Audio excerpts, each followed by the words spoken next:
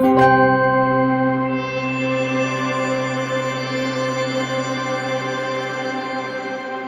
everyone.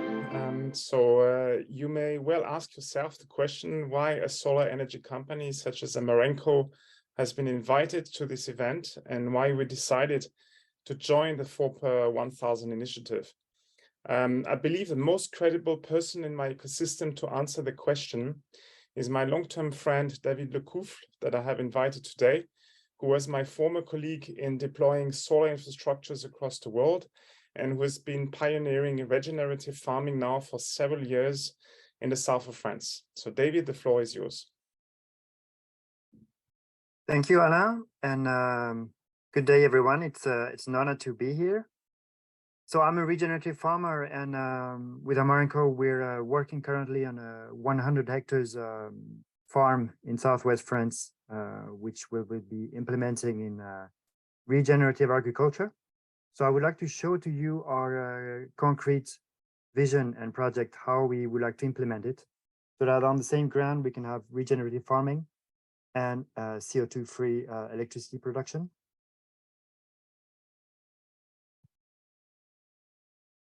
So our starting point really is this.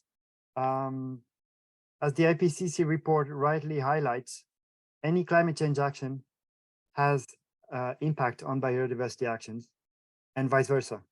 So for instance, here we see towards the top in the energy sector. The second here would be solar energy, and solar energy currently show two negative impacts on biodiversity. It uses land and it decreases areas with protected biodiversity. So what we're trying to do here is really trying to reconcile these two, so that on the same ground we can really achieve food and energy sovereignty. Here, what we're trying to show is the different ecological practices that you can put in place to reduce your carbon footprint, to increase biodiversity. So this is from a very recent study from the INRAE in France. They're basically here comparing different practices you can put in place, such as intercropping, crop rotations, agroforestry. And in all these aspects, so we have the biodiversity, water cycle, water quality, and carbon sequestration. Agroforestry almost always comes on top as the one practice with the highest positive impact on all these aspects. So agroforestry can mean a lot of things, and the most basic understanding of agroforestry is to have trees. Basically, there would be a single variety of trees in crops, typically a single variety of crops. But one of the agroforestry types we're talking here is successional agroforestry. So in successional agroforestry, what we're doing is we're planting productive trees, fruit trees, with wild trees very dense with each other, respecting different strata. So we have the lower strata, medium one, high one, and canopy. The idea here is really to be inspired from the natural successions of vegetations when a prairie is slowly evolving towards a forest. But all these strata are planted together at the same time, and we can really speed up the regeneration and the successions of vegetation. So what we're showing here in the successional agroforestry is that the highest strata, so also called the canopy, is only taking about 20 to 30% space and light in the overall system of a successional agroforestry. In our model, well, it's in our projects where we're working in South France, what we're planning to do is, starting from this successional agroforestry, which is a really good regenerative process, as I mentioned, the idea is to remove or to replace the top layer, the canopy, to replace the canopy with photovoltaic panels with different transparency levels. The idea here is that we're ensuring that all layers, as we can see in the bottom picture here, all layers do have the same access to space and access to light as they would in a natural successional agroforestry design.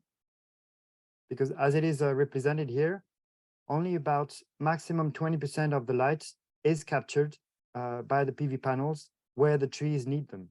So if you see the shadow, which is showing towards the north face of the trees, the shadow is only hitting the ground, so it's not impeding the growth of the trees. So by doing so, we can, in a small surface, we can have the carbon sequestration of a full successional agroforestry system. And on top of that, we can have CO2-free electricity generation. So on top of that, obviously here we have several, let's say, climate actions we need to protect the trees from. In our regions, we mainly have difficulties with hail. Rain can also bring fungi diseases to the trees. And we're starting to have, especially after this summer, we're starting to have severe sunburn during the hottest hours of the year, where the sun's the highest. So by implementing such system, we actually can mitigate these three risks. Typically today, a single variety orchard, such as an apple orchard, would have anti-hail net. We're replacing them here with our PV panels, also protecting the trees from direct rainfall.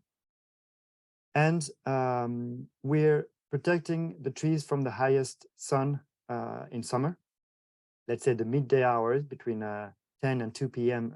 sun time, where the sun can burn the trees in the worst way. Just to finish off, really, we have here a scale of what CO2 sequestration looks like in different agriculture practices. So obviously, when we have tillage, which is at the right bottom here, we have no carbon sequestration, or let's say all carbon which is sequestrated is released again when we till.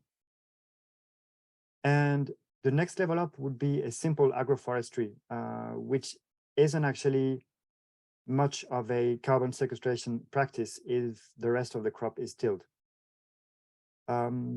Next level up would be conventional orchards or vineyards. And interestingly enough, natural grasslands are actually better CO2 sequestration areas than conventional orchards. On top of that, we have regenerative agriculture, for instance, with long crop rotation and rotational grazing. That sequester about 2 tons per hectare per annum. In successional agroforestry in temperate climates where we are, we can sequester as much as 10 tons per hectare per annum. That's in the tree and the rootstocks of the trees. And obviously in the design we have here, we can add on top of that 250 tons of avoided CO2 with the production of electricity from PV panels. So I just wanted to finish off with, if you see the picture in the background, it's other types of successional agroforestry projects we're working on, where we have placed trees in a greenhouse with semi-transparent PV panels, so as to achieve the same effect. The PV panels would replace, so to say, a semi-transparent canopy and enable the production of electricity at the same time. Thank you very much. That's all from my side, and I'm happy to exchange with anyone after that. Thank you.